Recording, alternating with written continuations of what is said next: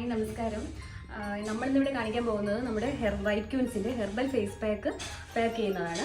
ഇതിൽ വന്നിട്ടുള്ളത്, ഈ ഫേസ് പാക്കിൽ വന്നിട്ടുള്ളത് പ്രധാനമായും നാൽപ്പാമര, മഞ്ചിഷ്ട, ലിക്കോറൈസ്, വരമ്പോ അങ്ങനെ കുറേ അധികം ഹെർബൽ പൗഡറുകളാണ്.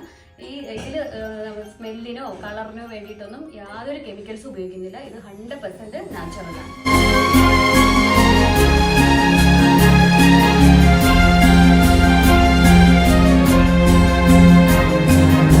നമസ്കാരം.